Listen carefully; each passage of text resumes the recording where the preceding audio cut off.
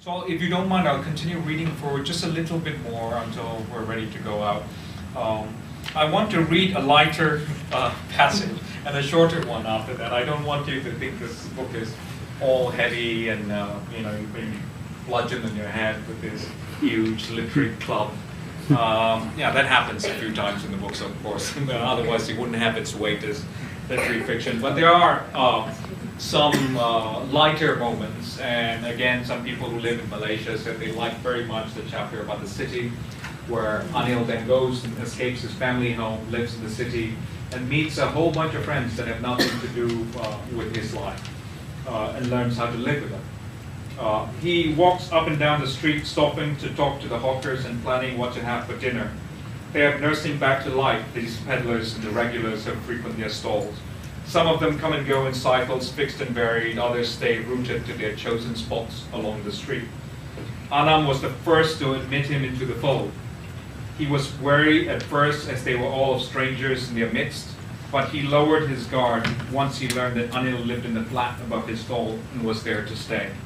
Their burgeoning friendship was a passport for Anil to get to know the other hawkers along the street. Prabhu, who sells steamed peanuts and is known as Michael York because he believes himself to be the spitting image of the actor. Though, skin color aside, this could not be further from the truth. Guna, whose condensed milk tea with spices and ginger keeps him awake when the conversations drift long into the night.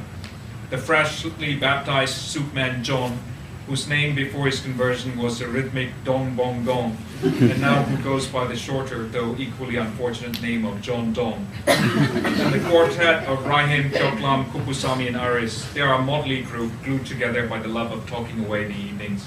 A university student, a trainee engineer, an insurance salesman, and a magazine writer, all with their tales of hardship and escape, just like the Bremen town musicians. They bray, bark, mew, and crow, and entertain Anil with their music. There was no room in the Brothers Grimm's tale for a fifth player, but they took him after he got to know Anam. Within a week, they ordained him regular, which Aris pronounced reg, and after the briefest pause, ular, snake in Malay, to a round of laughter at the silly play of words. English is the lingua franca, as is common here when a group consists of different races. They pepper their sentences with Malay, Indian, and Chinese words, speaking a street language of sorts. The conversation is light, unless politics or religion enters into it. Then Kupusami, or Sami Kup as they call him, will say, "You bloody Malays, you idiot Bhumiputras, you're all the same.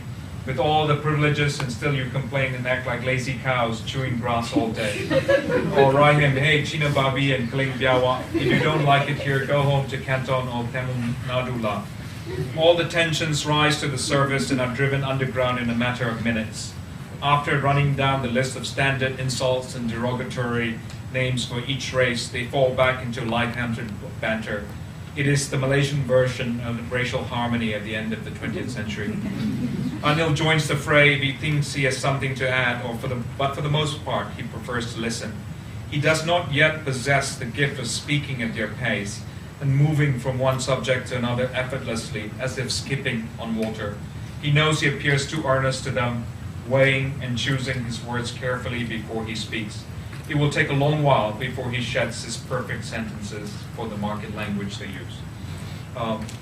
So again, this chapter talks a lot about his transformation from the son at home being influenced by his mother, running away from a father who is very, very rich, and then learning to live life on his own in the city for 3 years.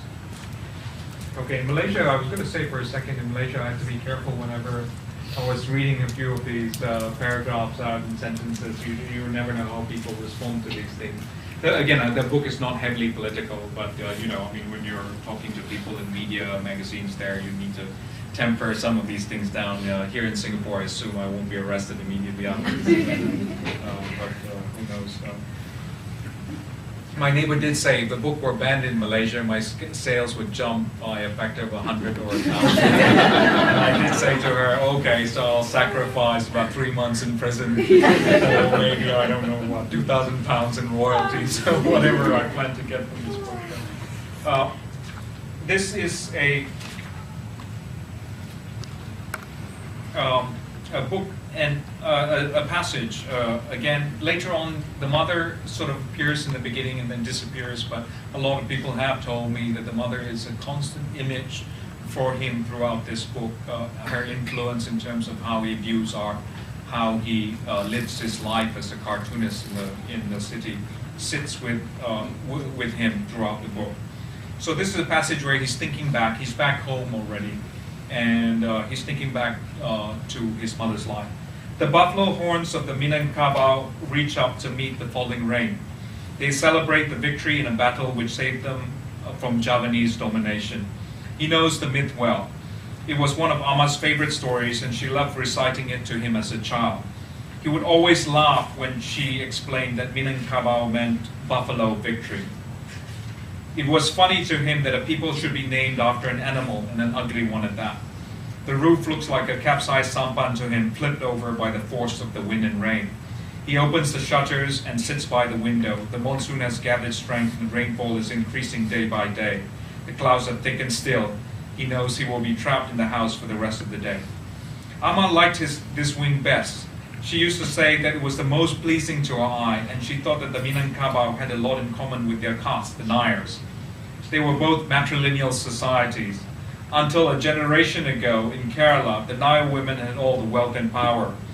A woman could leave her husband's sleeping mat outside the compound if she was unhappy with him. Unfortunately, modern life finally encroached on this society and the system was dismantled. You would have taken my surname and would have been a Manon and not a Pillay if it had survived, she said. Now, I think things would have been much better if we were still a matrilineal society, to be honest. But, I'm an Nair, and so this had to appear in the book in some way. But that changed when the British came to India. And if you read history of the Nairs, I think that started happening in the late 1800s, if I'm not mistaken, and then started being really enforced, not enforced, but changing steadily in the 1930s. Again, if any of you have a different history of how things appeared in Kerala, I'll be glad to talk to you. Not argue, because, again, it's a work of fiction. So she would have preferred to have a studio here in the Minangkabau wing, but Acha wanted to use it at the formal dining room of the house because it was near the kitchen. If he were a songwriter, he would compose a song to celebrate all this rain. He would write a song for every day of the monsoon, a song cycle to celebrate the season. The texture of the raindrops, the light and cloud, the breaking of the monsoon, the changes from day to day would all be witnessed and set to music. What would the song of this day be? A loud introduction to soothe the crashing rain, followed by slow and melancholy passages as he thinks about Ama. She is present now that he has found her real paintings. He can feel her again, not only in the studio but everywhere, through the furniture and decorative pieces she picked out, and by imagining her movements and her life in the house. Her trail is warm once more. He thinks of how her life would have been if she had become a famous painter. He dreams of a different life as the son of a famous painter. He may have followed in her footsteps and become a painter himself. Did he abandon painting for the wrong reasons, false ones? Does he still have the gift flowing through him? What do you think, Ama? He draws two sequences of cartoons, one of his life as it has turned out to be, the other of an alternate world where he's a painter carrying the torch his mother has passed to him. For the first time, he gives his characters words.